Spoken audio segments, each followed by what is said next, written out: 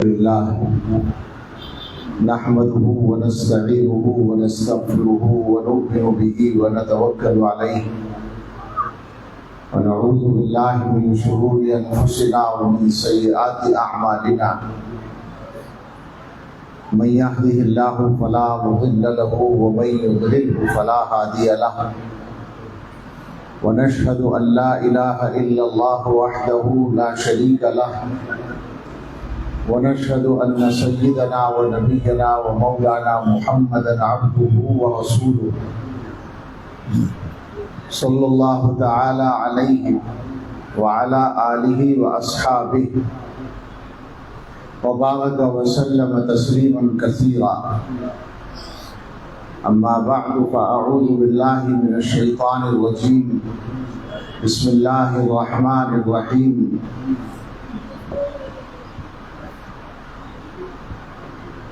وما آتاكم الرسول فخذوه وما نهاكم عنه فانتهوا واتقوا الله إن الله شديد العقاب. وقال تعالى قل إن كنتم تحبون الله فاتبعوني يحببكم الله ويغفر لكم ذنوبكم والله غفور رحيم. صدق الله العظيم. قال رسول الله صلى الله عليه وسلم لا يؤمن أحدكم حتى يكون هواه تبعا لما جئت به أو كما قال عليه الصلاة والسلام. اللهم صل على سيدنا محمد وعلى آل سيدنا محمد وبارك وسلم.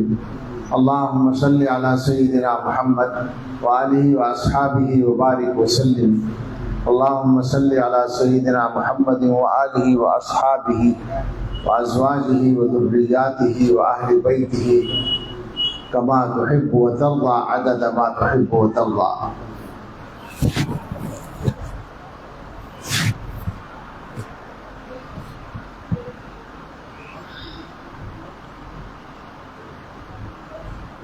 اس کا احسان ہے، اس کا فیضان ہے، بزم ہستی کو اس نے سنوارا بہت. نعت ہے، اس کا احسان ہے، اس کا فیضان ہے، بزم ہستی کو اس نے سنوارا بہت. آج اشکوں سے میں نے محمد لکھا صلی اللہ علیہ وسلم. آج اشکوں سے میں نے محمد لکھا اور پھر اس کو ہونٹوں سے چوما بہت. تیرے صدیق، فاروق، عثمان، علی، ان کا امت میں درجہ ہے اونچا بہت.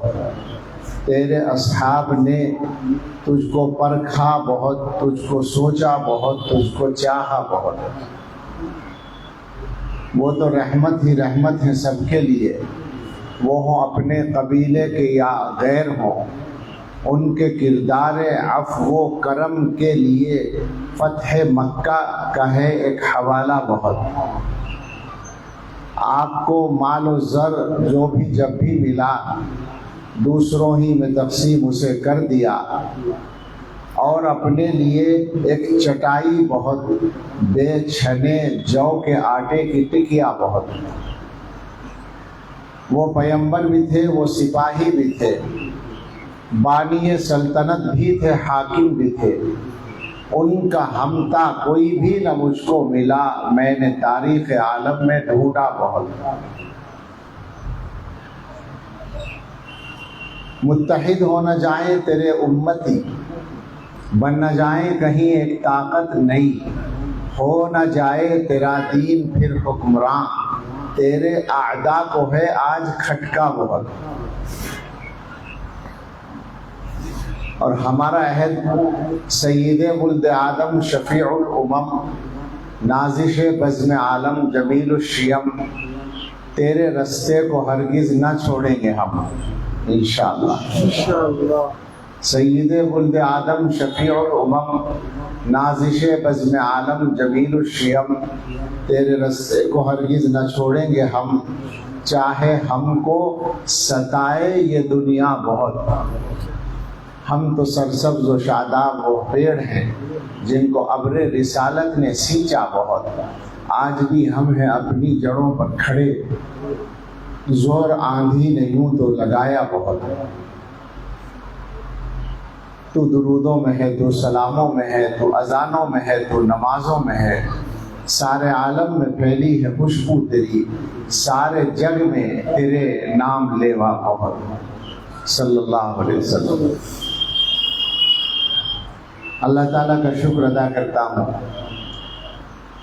آپ جیسے محبت کرنے والے لوگوں کے درمیان آنے کا موقع ملا۔ جیسا کہ ابھی استقبالیہ کلمات میں تذکرہ ہوا، آپ کی سرزمین پر ایمان کا تحفہ لانے والے بزرگوں کا ذکر ہوا۔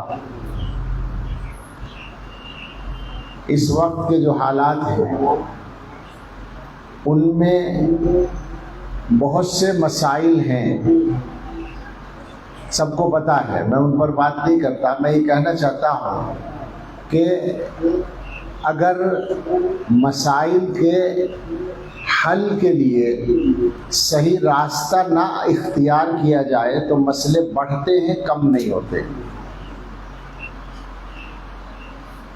اور مسائل کے حل کو تلاش کرنے میں سب سے پہلے یہ سمجھنا ضروری ہوتا ہے کہ بڑا مسئلہ کیا ہے، اصل مسئلہ کیا ہے، اور بعد کے مسئلے کیا ہیں۔ اگر ایسا ہو کہ ہم چھوٹے مسئلوں کو نمبر 1 پر رکھ لیں اور بڑے مسئلے کو چھوڑ دیں تو بہت نقصان ہو جاتا ہے۔ اس زمانے میں ساری دنیا میں، صرف اس ملک کی بات نہیں، ساری دنیا میں تقریباً ملتے جلتے مشکلات و مسائل ہیں مسلمانوں کے۔ روزگار کے مسائل ہیں، اور اس میں ہر جگہ دشواریاں ہیں، بلا شبہ ہیں، معلوم ہے ہمیں۔ تحفظ کے مسائل ہیں، امن کے مسائل ہیں، تعلیم کے مسائل ہیں، ہر میدان میں آپ جائیں گے تو مسائل ہی مسائل ہیں۔ لیکن اگر ایمانداری سے، مسلمان ہونے کی حیثیت سے ہم لوگ نمبر 1 کا مسئلہ، ہمارے لیے جو دنیا میں سب سے بڑا چیلنج ہے، اور وہ چیلنج اس زمانے میں بڑھ رہا ہے، اس کی مشکلات بڑھ رہی ہیں، وہ اگر طے کرنا چاہیں تو وہ یہ ہے کہ مسلمانوں کے لیے آج کے دور میں جو طاقتیں ہیں ان کا مشن ہے مسلمانوں کے ایمان کا راستہ روکنا۔ الفاظ بدل کر کہے، ایمان کی حفاظت کرنا اور ایمان کو اگلی نسلوں تک حفاظت کے ساتھ منتقل کرنا، یہ ہمارا نمبر 1 کا مسئلہ ہے۔ اس کے علاوہ کوئی کچھ بھی کہے ہم نہیں مان سکتے۔ وجہ یہ ہے کہ ہم دنیا کے مسائل میں چاہے نمبر 1 پر کامیاب ہو جائیں، چاہے بالکل ناکام ہو جائیں، اصل زندگی آخرت کی ہے، اور آخرت کی کامیابی ایمان سے جڑی ہوئی ہے۔ ایمان صحیح سلامت لے جائیں گے تو آخرت ملے گی۔ ایمان خطرے میں پڑ جائے گا تو کیا ہوگا؟ پھر سارا بیڑا ہی غرق ہو جائے گا۔ اور یہ بات کہ دنیا کی طاقتیں ایمان چھیننا چاہتی ہیں، ایمان سے روکنا چاہتی ہیں، یہ کوئی راز نہیں ہے۔ ہم ان پر الزام بھی نہیں لگا رہے، جس کو وہ نہ مانی، یہ تو ان کا دعویٰ ہے، یہ تو وہ ہماری خیرخواہی کے نام پہ کرتے ہیں، وہ ہمارے ساتھ گویا احسان رکھ کر یہ کام کرنے کی کوشش کرتے ہیں کہ تم اپنے مذہب کے چکر پہ نہ پڑو، آزاد ہو جاؤ اور ہمارے ساتھ آ جاؤ۔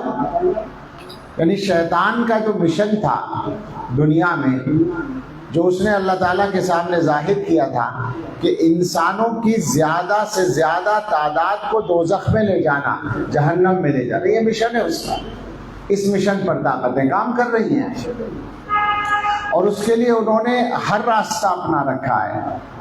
اس کی تفصیلات میں بہت زیادہ جانے کا موقع نہیں ہے، میں اشارہ کرتا ہوں فقط کہ سب سے زیادہ تعلیم کے راستے کو انہوں نے استعمال کیا ہے۔ ساری دنیا میں اب تعلیم کا جو نظم ہے، یا نظم نہ کہیے مزاج کہیے، وہ تقریباً ایک بن گیا ہے۔ اس میں مذہب کی جگہ نہیں ہے، اور اس کو دنیا میں قانون بنا دیا گیا ہے۔ اور ہمارے یہاں یہ ہو رہا ہے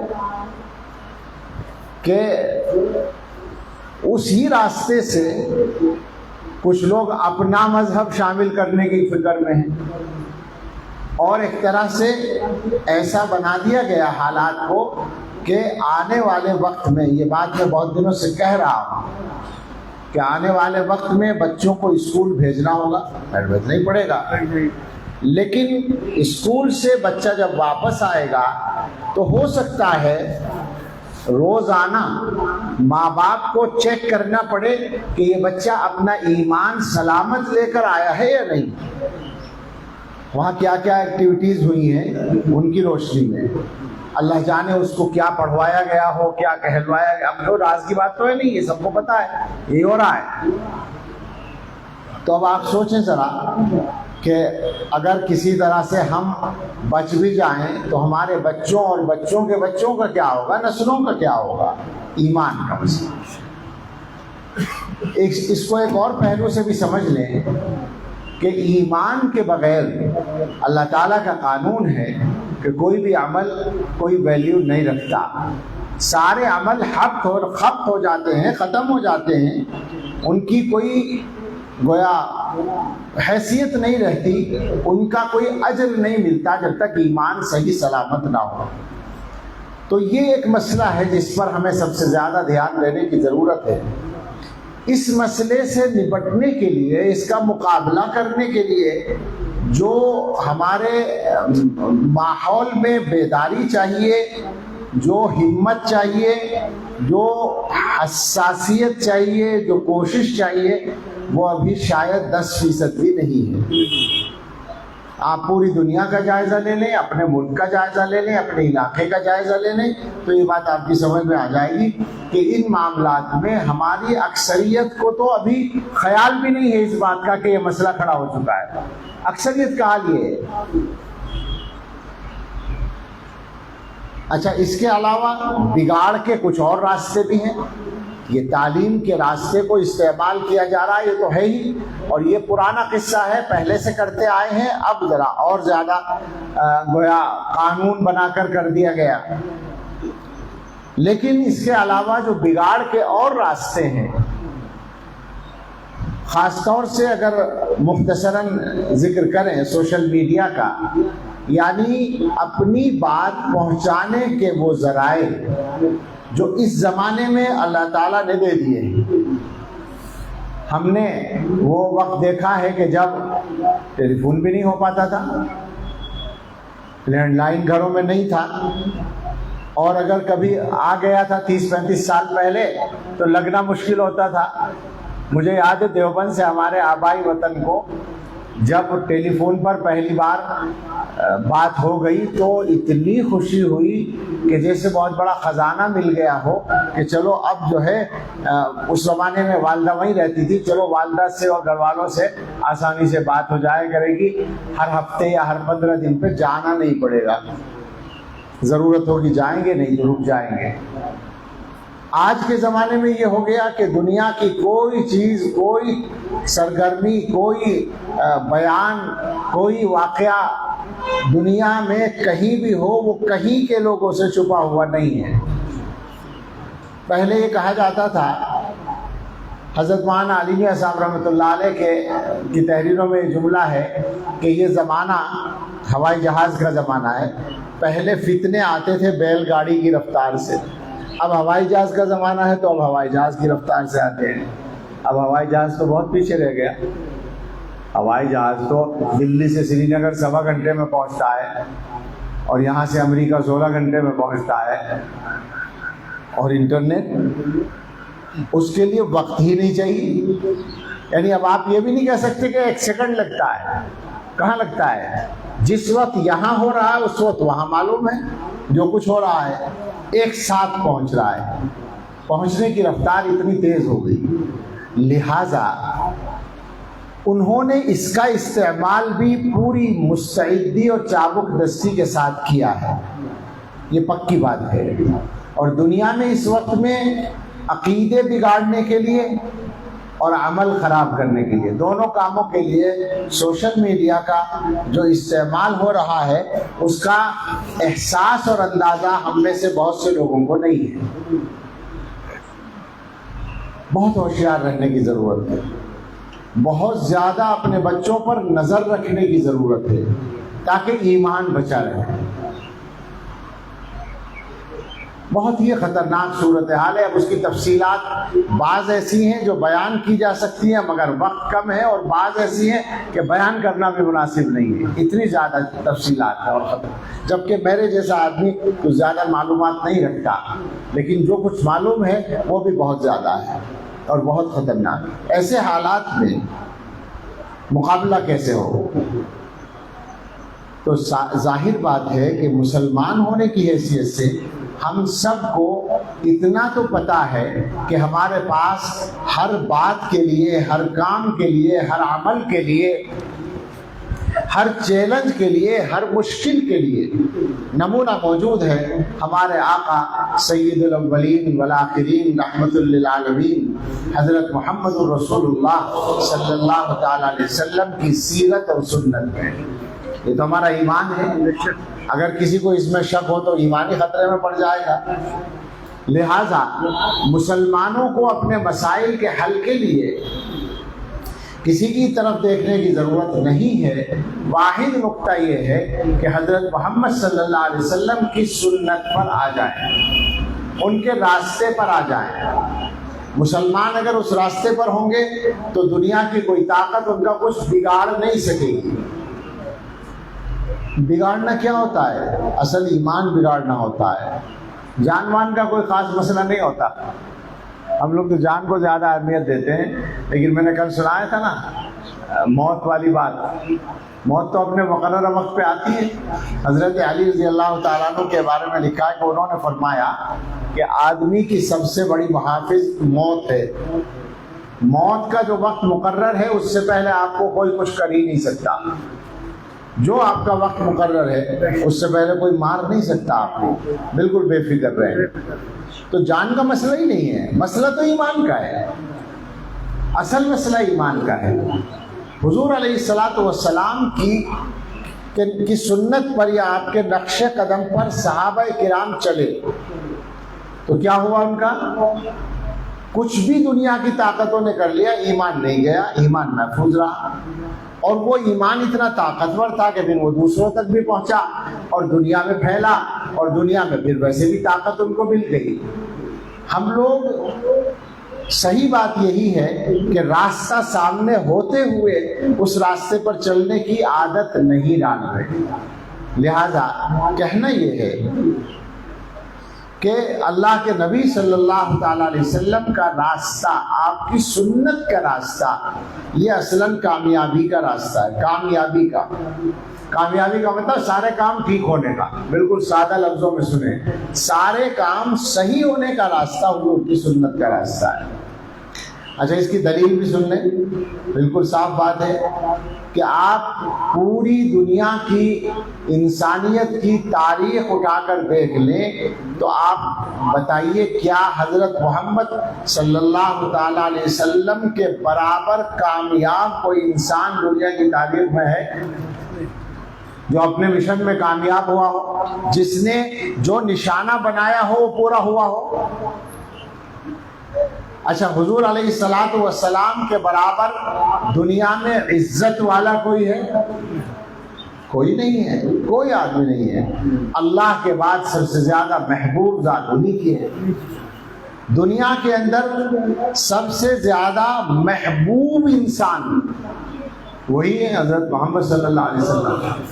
دنیا میں کسی محبوب سے اتنی محبت نہیں کی گئی جتنی حضرت محمد صلی اللہ علیہ وسلم سے کی گئی۔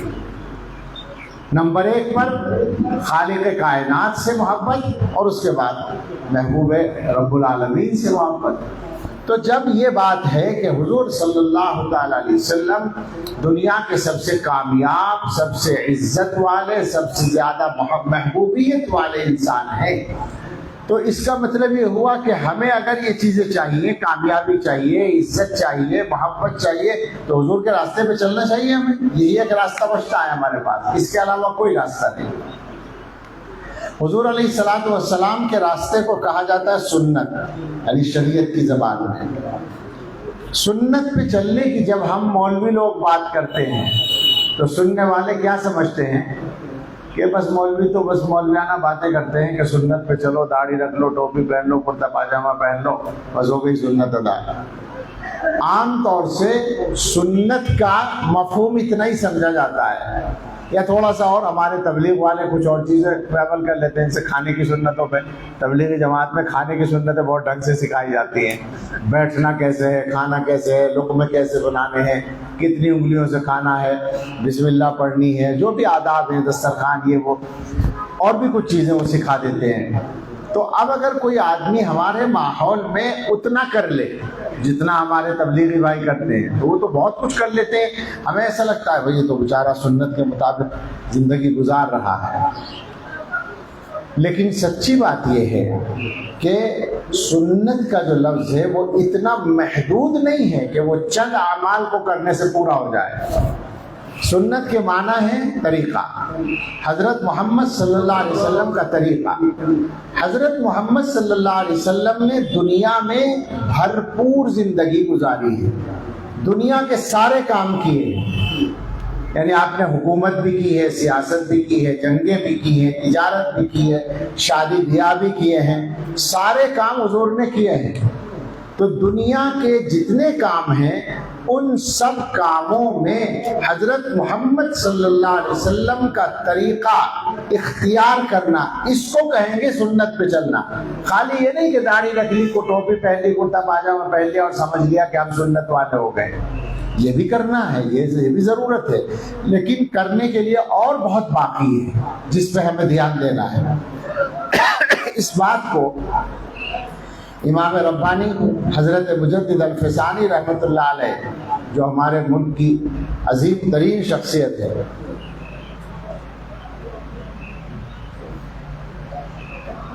انہوں نے اپنے خط میں، ایک مکتوب میں بیان کیا ہے۔ ہم نے اپنے حضرت سے، حضرت پیر صاحب رحمۃ اللہ علیہ سے یہ مضمون سنا۔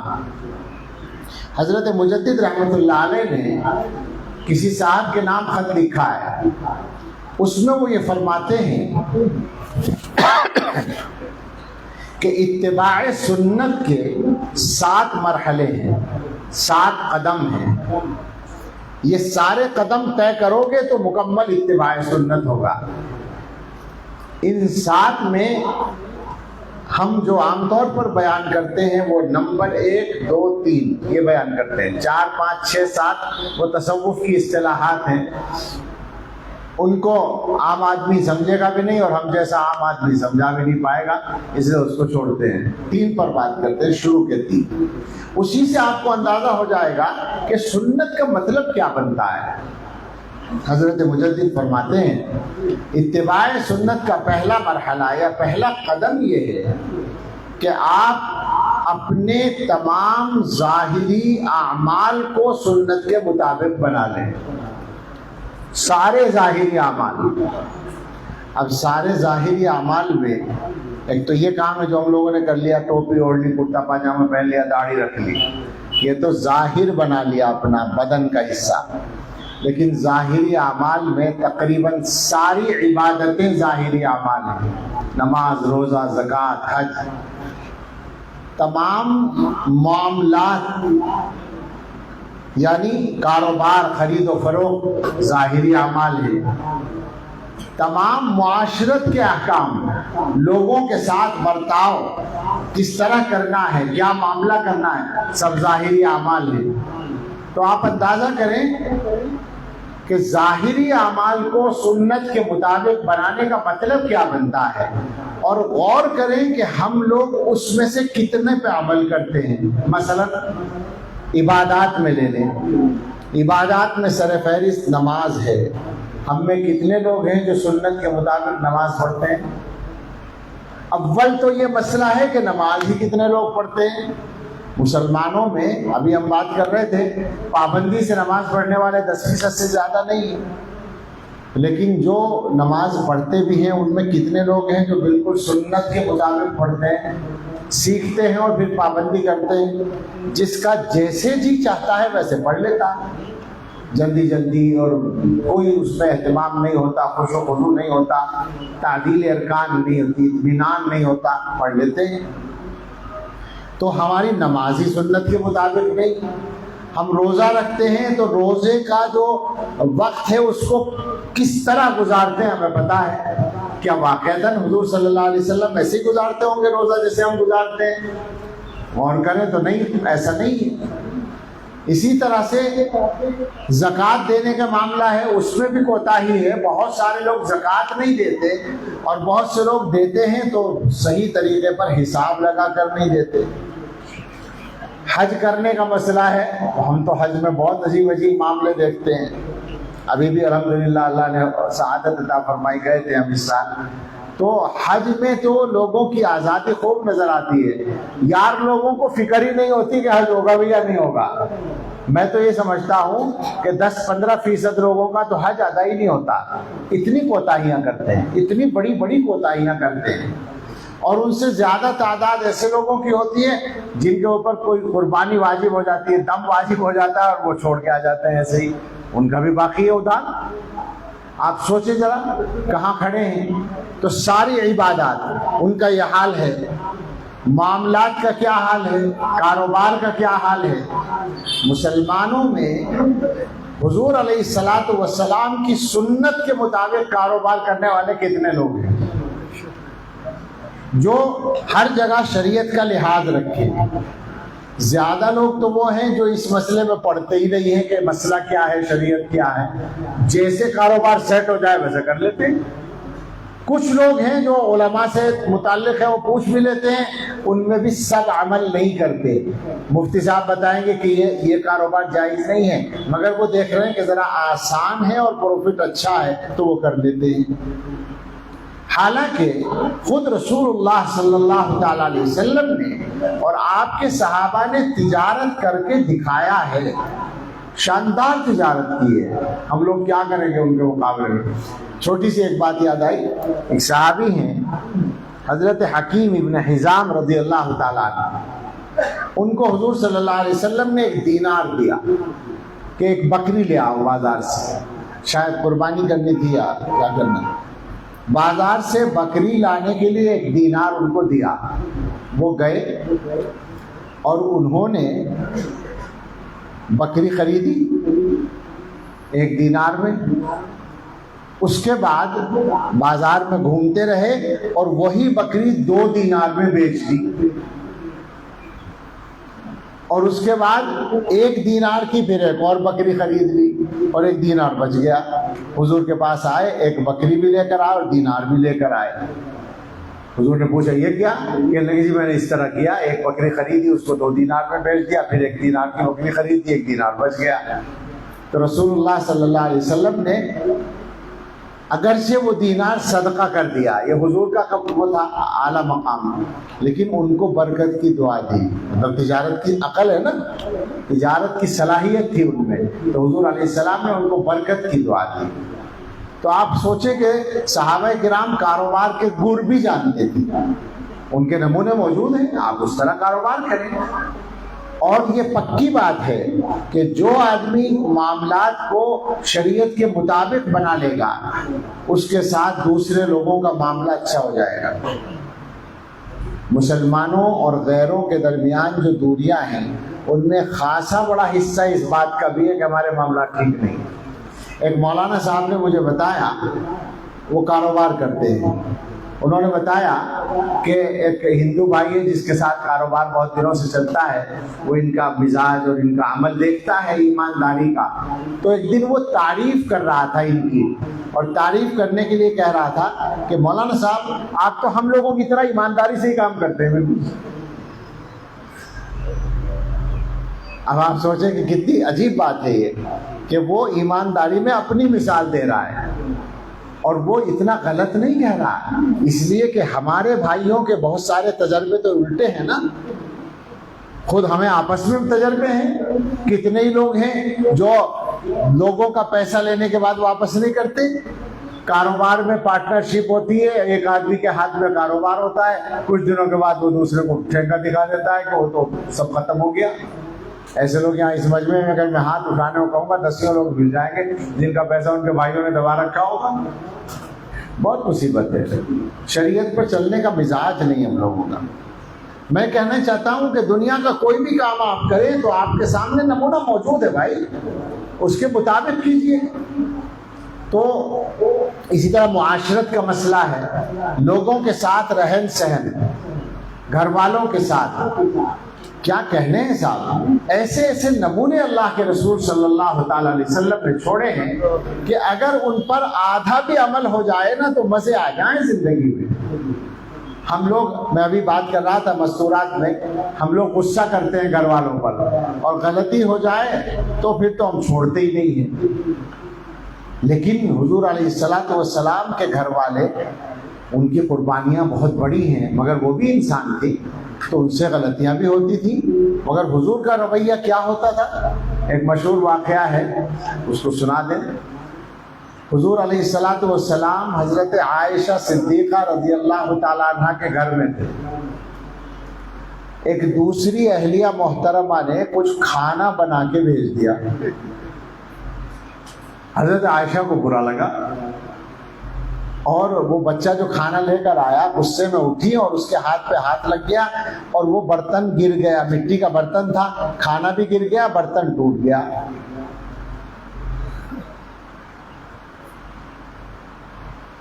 ہم اور آپ کیا کریں گے بیوی کے ساتھ؟ ڈانٹیں گے نا کہ اس نے تو کھانا بھیجا اور تم اتنی ناشکری ہو کہ اس کو پھینک دیا، گرا دیا، یہ کر دیا، وہ کر دیا۔ لیکن اللہ کے رسول صلی اللہ تعالیٰ علیہ وسلم اصل بات سمجھ رہے تھے۔ بات کیا تھی؟ 9 ازواج ایک وقت میں تھی، اس کا مطلب ہے کہ 9 دن میں نمبر آتا تھا۔ اب آج حضور ہمارے گھر میں، اچھا ہر مرتبہ کھانا پکانے کا بھی موقع نہیں ہوتا تھا، حضور کے گھر میں تو فاقے ہوتے رہتے تھے، پانی اور کھجور سے کام چلتا تھا، تو ہو سکتا ہے حضرت عائشہ رضی اللہ تعالیٰ عنہ نے حضور کے لیے کچھ پکانے کا ارادہ کیا ہو، وہ اچانک انہوں نے بھیج دیا، تو غصہ تو آنا ہی چاہیے تھا، ہم کھلانا چاہتے تھے، انہوں نے بھیج دیا۔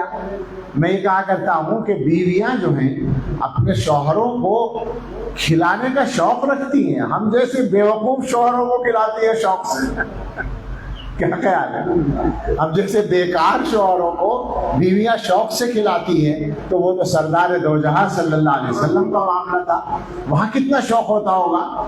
9 دن میں نمبر آتا تھا، ہم تو روز گھر بیٹھے رہتے ہیں، اپنے گھر والوں کے سر پہ سوار رہتے ہیں، وہاں 9 دن میں نمبر آ رہا ہے، تو بیچاری سوچ رہی ہوں گی کہ اب کچھ خدمت کرنے کا موقع ملے گا، وہ انہوں نے بھیج دیا کھانا، تو اس پر غصہ آ گیا، فطری بات تھی۔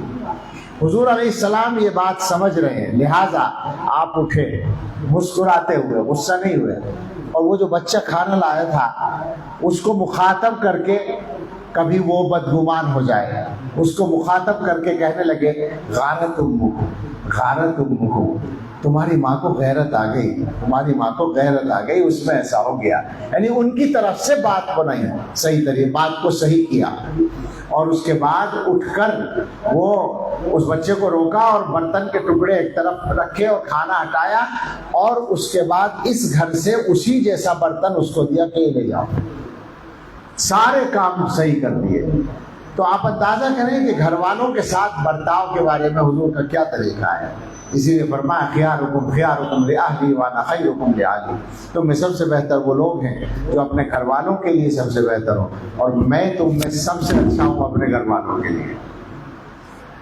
تو معاشرت صرف گھر والوں ہی کے ساتھ نہیں، رشتہ داروں کے ساتھ، پڑوسیوں کے ساتھ، تعلق والوں کے ساتھ، جن کے ساتھ کاروبار کا تعلق ہے ان کے ساتھ، جن کے ساتھ سفر ہو رہا ہے ان کے ساتھ، ہر ایک کے ساتھ اللہ کے رسول صلی اللہ علیہ وسلم کے طریقے موجود ہیں۔ تو یہ پہلا قدم ہوا، پہلا مرحلہ ہوا کہ آپ اپنی زندگی کے تمام ظاہری اعمال کو سنت کے مطابق بنا لیں۔ کوشش کر کے دیکھیں، مزہ آ جائے گا، زندگی بدل جائے گی، عزت بڑھ جائے گی، محبت مل جائے گی، کامیابی قدم چومے گی۔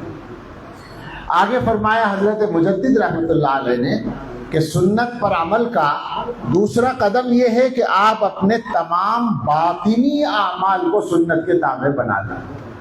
باطنی اعمال وہ ہیں جو دل سے ہوتے ہیں، دل کے اندر برائیاں ہیں، اور عجیب بات یہ ہے کہ دل کا ہر گناہ بڑا گناہ ہے۔ ہم لوگوں کے دلوں میں اللہ جانے کیا کیا مصیبت بھری ہوئی ہے، اور ہم سمجھتے ہیں بڑے اچھے آدمی ہیں۔ ہمارا کیا ہے، ذرا سی عزت مل جائے، ذرا سا پیسہ آ جائے، دماغ خراب ہو جاتا ہے، تکبر آ جاتا ہے، بڑائی آ جاتی ہے، عہدہ مل جائے تو اور زیادہ آتی ہے۔ کیا مطلب ہے اس کا؟ بھئی اللہ نے دیا ہے، اللہ تعالیٰ مالک ہیں، تم کون ہو؟ وقتی طور پر دے دیا اللہ نے، کبھی کبھی واپس بھی لے لیتے ہیں۔ عہدہ تو عام طور سے واپس ہو ہی جاتا ہے بیچارہ، پیسہ بھی کبھی کبھی ختم ہو جاتا ہے، کیا تکبر کرنا؟ مگر عام طور پر ہم تکبر میں مبتلا ہو جاتے ہیں۔ اور اس سے بڑھ کر ایک برائی جو اس سے بھی زیادہ عام ہے، وہ یہ ہے کہ ہمارے بھائی کو اللہ تعالیٰ کوئی نعمت دے دے، ہمارے رشتہ دار کو، ہمارے پڑوسی کو، ہمارے اسٹاف کے آدمی کو اللہ کوئی عزت دے دے، کوئی دولت دے دے، تو پھر ہمارے دل میں جلن پیدا ہو جاتی ہے، حسد ہو جاتا ہے۔ اور 99% لوگ اس مصیبت میں مبتلا ہیں، حسد کریں گے، جلنا شروع کر دیں گے، اس کی برائی کریں گے، اس کو کنڈم کرنے کی کوشش کریں گے، پریشان ہو جائیں گے۔ بھائی اللہ نے نعمت دی ہے، آپ سے لے کر نہیں دی، اپنے پاس سے دی ہے۔ اللہ کے پاس نعمتوں کا خزانہ بہت زیادہ ہے، اس میں سے دی ہے، کیوں پریشان ہو رہے ہیں آپ؟ لیکن صاحب یہی کرتے ہیں ہم سب لوگ۔ اسی طرح سے ذرا سا کوئی اچھا عمل کریں گے، دکھاوا آ جائے گا۔ 2 رکعت پڑھنا مشکل ہے دکھاوے کے بغیر، سچی بات ہے۔ میں ڈرتا ہوں، مگر یہ بات ہے تو صحیح نا، ذرا بتا دیجیے اگر غلط ہو تو، کہ ہم اگر دکھاوا نہیں ہو ہمارے مزاج میں، تو جیسی نماز سب کے سامنے پڑھتے ہیں کیا ویسی ہی اکیلے میں بھی پڑھتے ہیں؟ یہ ایک ٹیسٹ ہے۔ ہماری اصلی نماز وہ ہے جو ہم اکیلے میں پڑھتے ہو، سب کے سامنے تو ذرا اچھی کر کے پڑھ ہی لیتے ہیں، اس کا مطلب ہے کہ دکھاوا ہو رہا ہے۔ خطرناک بات ہے، ٹھیک کرنے کی ضرورت ہے۔ تو یہ دل کی بیماریاں ہیں، دل کے اندر یہ سب چیزیں ہیں، یہ دل کے اعمال ہیں باقاعدہ، اور ان پر سزا اور جزا ہے جو دل سے عمل ہوتے ہیں۔ لہذا حضرت نے فرمایا کہ دل کے تمام اعمال کو، تمام باطنی اعمال کو سنت کے تابع بناؤ۔ لہذا دکھاوا نکالو، اخلاص پیدا کرو، جو کام کرو اللہ کے لیے کرو۔ ویسے بھی سادہ سی بات ہے کہ جو کام ہم دین کا کر رہے ہیں، عبادت کا کر رہے ہیں، وہ کس لیے کر رہے ہیں؟ آخرت میں ثواب پانے کے لیے کر رہے ہیں نا۔ تو آخرت میں ثواب آدمی دیں گے یا اللہ تعالیٰ دیں گے؟ اللہ تعالیٰ دیں گے۔ اللہ تعالیٰ کے لیے نہیں کیا تو اللہ تعالیٰ کیوں دیں گے؟ ان کا اعلان ہے یہ۔ بعض بزرگوں نے کہا ہے کہ جو آدمی دکھاوا کرتا ہے تو اللہ تعالیٰ اس سے کہتے ہیں کہ بھائی یہ عمل جو میرے لیے کرنے کا تھا، اس میں تو نے دوسرے لوگوں کو شریک کر لیا، اب تو نے میرے شرکا بنا لیے، تو انا اغنى الشرکاء، میں سارے شریکوں سے زیادہ بے نیاز ہوں۔ سارے پارٹنر جتنے تو نے بنا دیے میرے ساتھ میں، نعوذ باللہ، وہ محتاج ہیں، میں بے نیاز ہوں۔ تیرا عمل میں انہی کے حوالے کرتا ہوں، ان سے لے لینا جو لینا ہو، اور کون دے گا؟ سب ختم ہو گیا۔ تو دکھاوا نکال کر اخلاص پیدا کرنا ہے، بڑائی دل سے نکال کر تواضع پیدا کرنی ہے، اپنے آپ کو چھوٹا سمجھنا ہے، ہر وقت اللہ کی نظر کے سامنے ہے، پھر بڑائی کرنے کا کیا مطلب ہے؟ حسد نکالنا ہے، چھوڑ دیں، بالکل جلنا چھوڑ دیجئے، زندگی آسان ہو جائے گی۔ آپ ایمانداری سے سوچیں کہ آپ کے کسی رشتہ دار کو اللہ کی نعمت ملی اور آپ کو جلن ہو رہی ہے، تو آپ کو کیا جلنے کی وجہ سے مل جاتی ہے کیا؟ کسی کو بھی نہیں ملتی۔ ایک نقصان ہوتا ہے کہ آپ کی نیکیاں ختم ہوتی چلی جاتی ہے۔ الحسد یاکل الحسنات کما تاکل النار الحطب۔ حسد نیکیوں کو اس طرح کھاتا ہے جیسے آگ لکڑیوں کو ختم کر دیتی ہے۔ خواہ مخواہ اپنی نیکیاں بانٹ رہے ہیں یا ختم کر رہے ہیں۔ حسد کرنا بالکل چھوڑ دیں، میں گزارش کرتا ہوں اور بار بار اس لیے کہتا ہوں کہ ہم میں سے اکثر لوگ اس مصیبت میں مبتلا ہیں۔ ہر آدمی سے حسد نہیں ہوتا، جس سے ہمارا کچھ تعلق ہے اس سے ہوتا ہے حسد۔ بھئی دنیا میں بہت سارے ارب پتی لوگ ہیں، ان سے ہمیں حسد نہیں ہے، مگر ہمارے محلے کا آدمی یا ہمارا رشتہ دار یا ہمارے اسٹاف کا آدمی، اسے عزت کیوں مل گئی، اس سے حسد ہوتا ہے۔ کو چھوڑ دیں حسد کرنا، اللہ تعالیٰ کی نعمتوں میں اضافہ ہو جائے گا اور زندگی کا سکون بڑھ جائے گا۔ تو دل کے سارے اعمال کو سنت کے تابع بنا لیں، باطنی اعمال کو۔ یہ دوسرا قدم ہوا اتباع سنت کا۔ حضرت مجدد رحمۃ اللہ علیہ نے فرمایا تیسرا قدم یہ ہے کہ اپنے اعمال کی کیفیات بھی سنت کے مطابق بنا لیں، یعنی جو عمل جس کیفیت کے ساتھ رسول اللہ صلی اللہ تعالی علیہ وسلم کرتے تھے اسی کیفیت کے ساتھ کرنے کی کوشش کریں۔ نماز میں وہ کیفیت بنانے کی کوشش کریں، خشوع و خضوع کی، جو حضور کا طریقہ ہے۔ روزے کو اسی طرح گزارنے کی کوشش کریں۔ حج اور زکوٰۃ کے مسائل میں وہ کیفیت اپنے دل میں پیدا کریں جو ہونی چاہیے۔ تو سارے اعمال کی کیفیات سنت کے مطابق، سنت کے تابع بنانے کی کوشش کریں۔ یہ ہے وہ راستہ جو کامیابی کا راستہ ہے۔ اگر ہم مسلمان اس پہلو سے محنت کر لیں اور اپنی زندگیوں کو سنت کے مطابق بنا لیں تو یہ دعویٰ کیا جا سکتا ہے کہ دنیا والے آپ کا کچھ نہیں بگاڑ سکیں گے۔ یاد رکھیں، جب مسلمان اپنے دین کے معاملے میں صحیح ہو جاتا ہے تبھی اس کی دنیا بھی صحیح ہوتی ہے، ورنہ دنیا بھی بگڑتی رہتی ہے۔ دنیا کی سمجھ بھی اس کو صحیح طریقے سے نہیں آتی۔ دنیا کے اندر جو ناکامیاں ہو رہی ہیں دنیا کے معاملات میں، ان کے بارے میں غور کر لینا۔ کیا ہمارے پاس عقل نہیں ہے، ہمارے پاس کچھ مسائل نہیں ہیں؟ سب کچھ موجود ہے مگر ہم ناکام ہیں۔ ان ملکوں میں جا کر دیکھ لیں جو مسلم ممالک کہلاتے ہیں، مسلم حکومتیں کہلاتی ہیں، وہ ناکام کیوں ہیں؟ کیا ان کے پاس پیسہ نہیں ہے؟ کیا ان کے پاس طاقت نہیں ہے؟ کیا ان کے پاس افراد نہیں؟ سب کچھ موجود ہے، سارے اسباب موجود ہیں اور ناکام ہیں۔ کیوں؟ اس لیے کہ حضرت محمد صلی اللہ علیہ وسلم کے طریقے سے ہٹ کر کام کر رہے ہیں، اس طریقے پر نہیں چل رہے ہیں۔ یہ سمجھنے کی بات ہے۔ تو میری گزارش کا خلاصہ وہی ہے جو میں نے شروع میں کہا تھا کہ اصل مسئلے کو سمجھیں اور مسئلے کے حل کو سمجھیں۔ مسئلہ ہے ایمان کی حفاظت اور اس کا حل ہے سنت کے راستے پر آنا، اور فتنوں کے بارے میں معلومات بھی رکھنا اور پہچان بھی رکھنا۔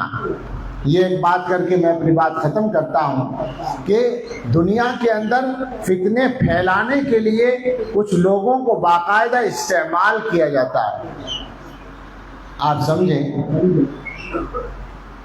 اگر کاروبار والوں کو، کاروباری لوگوں کو فتنے میں ڈالنا ہو تو کوئی مجھے تھوڑی بھیجا جائے گا، کسی کاروباری آدمی کو استعمال کیا جائے گا نا۔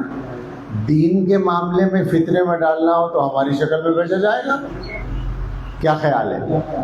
وہ آدمی دین کا ٹھیکیدار بن کے بیٹھے گا اور ہمیں گمراہ کرے گا۔ اس طرح سے آج کل ہو رہا ہے، دین کے نام پر لوگ باتیں کریں گے اور مسلمانوں کو گمراہ کریں گے۔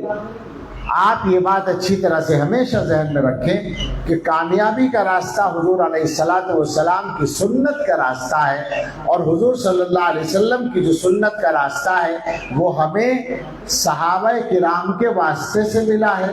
ظاہر ہے کہ حضور صلی اللہ علیہ وسلم سے کس نے سیکھا ہے؟ صحابہ نے، اور صحابہ سے ان کے بعد کی نسل نے، ان سے ان کے بعد کی نسل نے، ان سے ان کے بعد کی نسل نے، یہاں تک کہ ہم تک پہنچا ہے۔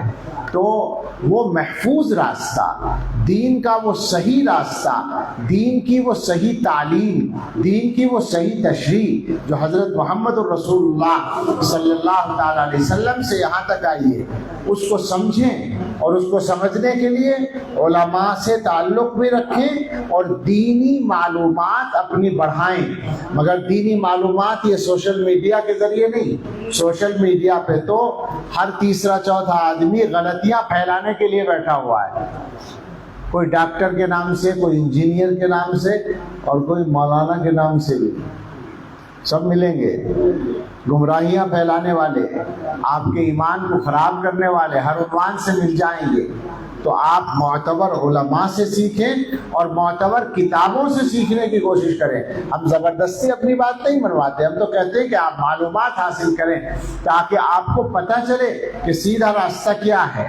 اور ایک بات کہہ دوں، آج کل کے حالات جو ہوتے ہیں دنیا میں، نئے واقعات جو پیش آتے ہیں، جیسے مثلا جنگ ہو رہی ہے، فلاں کام ہو رہا ہے، تو ان کے بارے میں بھی یہ بات یاد رکھیں کہ خالی پروپیگنڈوں سے معلومات حاصل نہ کیا کریں، خالی ذرائع ابلاغ کی معلومات پر اعتماد نہ کیا کریں۔ دنیا کو میڈیا کے ذریعے گھمایا جا رہا ہے جس طرح جی چاہتا ہے، اور میڈیا کی طاقت کس کس کے ہاتھ میں وہ آپ جانتے ہی ہوں گے۔ تو ایسا نہیں ہے کہ جو میڈیا پر آ گیا اسی کو آپ سچ سمجھ لیں، اس کے پیچھے بھی کوئی سچ ہوتا ہے۔ پیچھے کا سچ جاننے کی عادت ڈالیے تاکہ آپ دھوکے میں نہ آئیں، ورنہ اس زمانے میں تو یہ ہونے لگا کہ وہ ذرا سی جنگ ہوئی، میں ذرا سی اس کو اس لیے کہہ رہا ہوں کہ اس کا اب جو کلائمیکس ہے وہ دیکھ رہے ہیں نا، اشارہ تو کر رہا ہوں میں، سمجھ میں آ رہا ہے کہاں جا رہی ہے وہ، چھیڑنا نہیں چاہتا میں اس موضوع کو، لیکن میں اشارہ کر رہا ہوں کہ یہ جنگ ہوئی، اس جنگ کا کتنا مس یوز کیا ہے اپنے مذہب اور اپنے اس کے پروپیگنڈے کے لیے، انہوں نے کتنا زیادہ گمراہ کیا ہے لوگوں کو۔ خدا کے واسطے ہوشیار رہا کریں۔ کاروبار کے معاملے میں آپ جلدی سے دھوکے میں نہیں آتے، دین کے معاملے میں بھی اتنی جلدی دھوکے میں نہ آیا کریں، اور صحیح لوگوں کی پہچان رکھا کریں۔ اللہ تعالیٰ مجھے اور آپ کو